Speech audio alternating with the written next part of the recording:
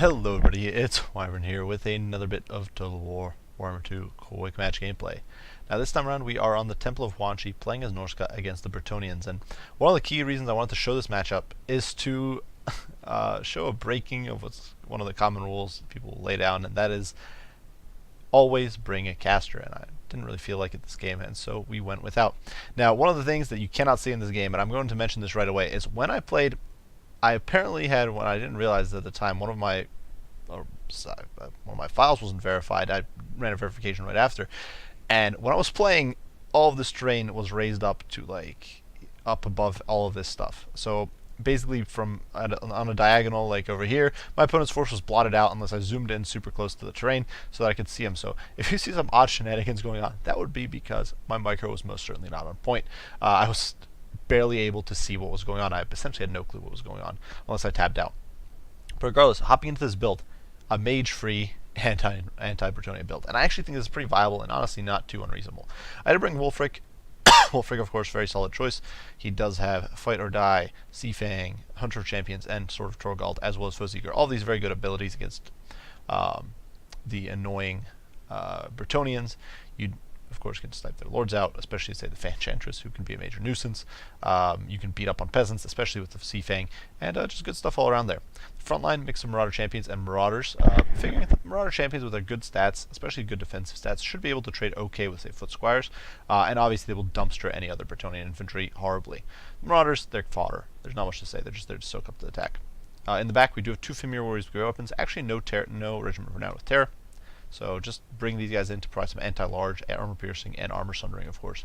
Especially against foot squires, that can be decent. You bring their armor down a good bunch, stack them on top of champions, and you have a winning combo.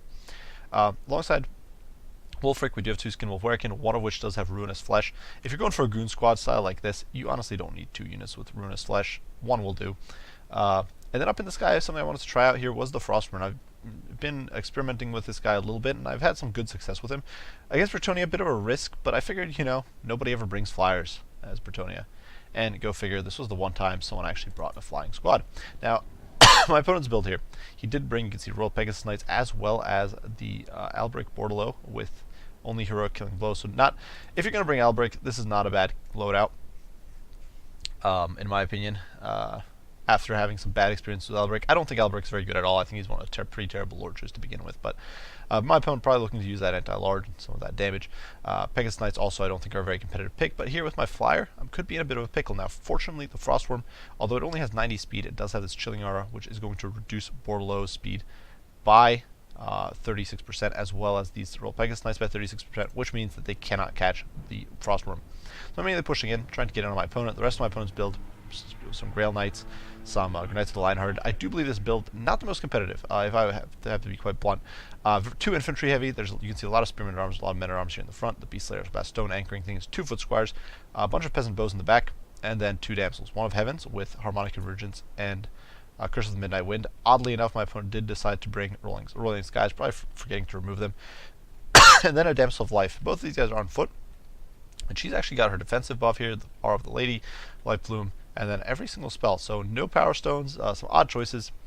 But you can see over here the Frostworm gets hit once by Albric because I had to sneak past, and then immediately guns it, fleeing away. You can see at his 90 speed, my opponent is not going to be able to catch me. If he enters the radius around the Frostworm, he immediately loses 36 speed. And you can see these Royal Pegasus Knights just struggling to get close. They get a little bit of a charge in there, probably do a little bit of damage, but now they're slowed and they can't make it. I'm putting him here, using his peasant bows to some good effect, sniping down these Fimir. But we're just pushing in, and you can see, because I couldn't really see what was going on, the Frostworm here kind of spazzing out, making some odd choices.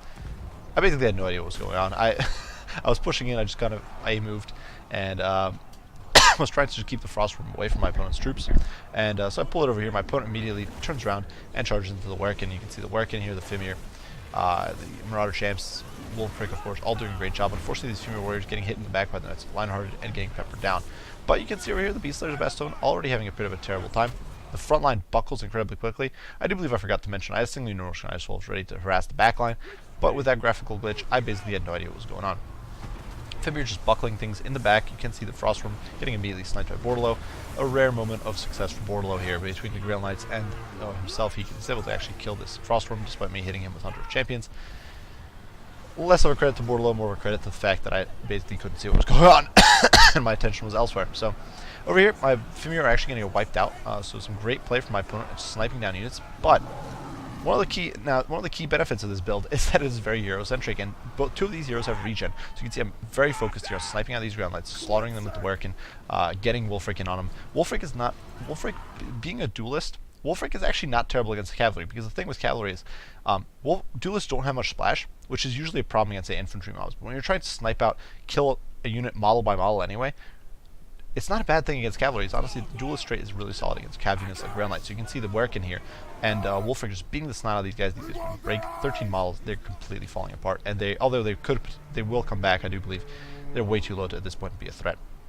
And the pits here, Marauders attacking down the foot squires. My opponent does manage to sort of zone off a whole bunch of my troops. You can see the Frostbolts over there fleeing. The Fimir definitely overextending a little bit. But over here, poor Albrecht getting caught in the pits and getting beaten down. Now, unfortunately, my opponent's Pegasus Knights are in the fray here. They are sort of buying time, getting using their mass to slow me down. But they're going to pay the price. You can see the Skin Wolf Werken, they're just slapping them, pimp slapping these guys off their horse, off their little Pegasuses and Pegasi. And they're having a terrible time here. The Fimir with Grey Opens coming in. Of course, they bypass their physical resistance. The Pegasus Knights are just getting massacred. Just a disastrous fight for them. The Arrow Fire probably doing more harm than good. Now, my opponent does manage to snipe out the Skin Wolf Werken here, forcing a rout. He was stuck in amongst a bunch of pole arms. I can't even talk. Look at me, try. But in the meantime, I was trying to get some casts here with them. You can see the Sea Fang coming in through these peasant bows, getting a few kills in there, but nothing fancy. You can see the bounce of power actually out of my favor at this stage, and I was actually surprised by this. You can see over here the Marauders beating down these men-at-arms. Wulfric and the Goon Squad here still holding strong. Skin Wolf Werken in there.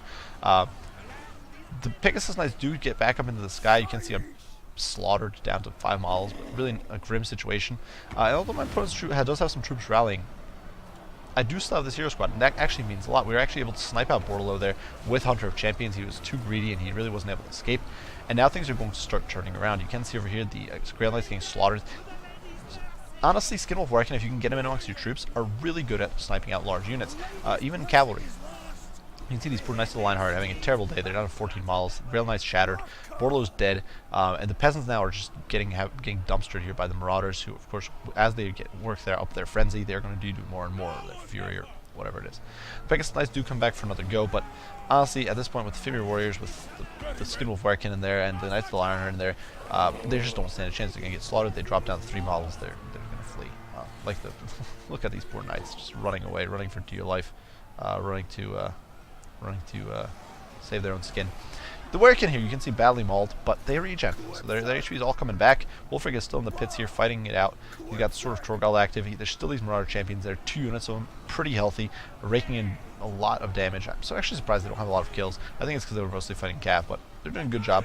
The Fimir Warriors here do disengage, so that they're not in against these annoying Beast Slayers. You can see the Werken doing some damage, slaughtering him, and now we are going to push into the Foot Squires, start routing them off, and pressuring my opponent something fierce. So you can see, although he does still have some archers rallying on the periphery, at this point, with the bounce of power suddenly shifting in my favor as these troops rout, and of course I can chase them off the field with my ability, my opponent is going to GG out. So, a tight game that was made very difficult by a bad graphical glitch, which unfortunately you guys couldn't see here, or fortunately probably, because otherwise I wouldn't have bothered casting it, because